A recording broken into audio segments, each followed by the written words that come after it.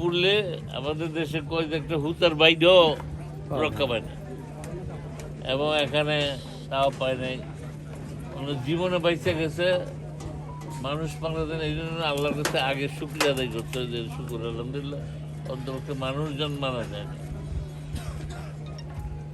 এই প্রসঙ্গে আমাদের সরকারের পক্ষ থেকে আপনারা জানেন যে গতকালই আমাদের ইউনূস সাহেব, পিএও সাহেব বা সরকারি কর্মকর্তারা, ওসি সাহেব সবাই আসছে, তালিকা হচ্ছে। আজকে বিকালে আপনারা 30 কেজি করে চাউল দিবে, খাইতে যেতে পারে প্রত্যেক পরিবারকে। আর কিছু কম্বল দিবে যাতে গায়ে, মানে 2টা করে কম্বল যাতে বিছিয়ে শুইতে পারে। পরবর্তীকালে আমরা দেখব, কিন্তু টিন দেওয়া হয়। কিন্তু এই ব্যাপার একটা অনেকেই মনে কষ্ট পাবেন, তাহলে সত্য কথাটা বলতেই হয়। এই সমস্ত বাড়ির মালিকদের বিরুদ্ধে এখন ব্যবস্থা নেওয়া ছাড়া আমাদের জন্য কোনো পথ খোলা নেই।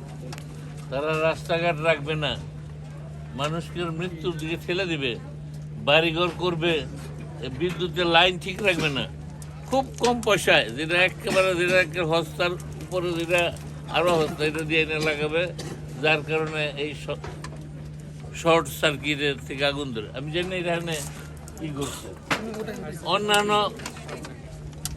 ফায়ার সার্ভিসের অভিমত যে এই লাইনের থেকে আগুন ধরছে। আপনারা ভাড়া নিবেন, লাইনতে মানুষের জীবন নিয়ে সিনেমিনি খেলবেন, ওই সমস্ত মালিকদের বিরুদ্ধে আমার অ্যাকশনের জন্য আমরা যাব। আর রাস্তাঘাট বাড়িঘর করে রাস্তাঘাট গাড়িগুলো আসতে পারে, রাস্তা রাইখা করতে হবে। সব জায়গা বন্ধু, রাস্তা বন্ধু, ঘর করে দিয়ে ভাড়া খাবেন, এইটা খুব মজা লাগবে, খুব জুট লাগে। কিন্তু এই যে গাড়িটা ভাগ্য ভালো এই দিক দিয়ে আসতে পারছে, বা পুকুর ছিল, না থাকলে সব পুড়ে দিচ্ছে, কোনো পুড়ে। আপনারা কি একজন দুজনের খাতির করে এটা চাই না মানুষের জীবন বড়? বারো হইলে তাহলে এই সমস্ত লোকের বিরুদ্ধে ব্যবস্থা নিতে হবে। এই যে একটা ফায়ার সার্ভিসের গাড়ি আসতে পারে না, দুর্ঘটনা ঘটলে, তাহলে আসলে যদি গাড়ি আসতে না পারতো তাহলে কলোনিতে পুরো জায়গাগুলো বাঁচত কেমনি?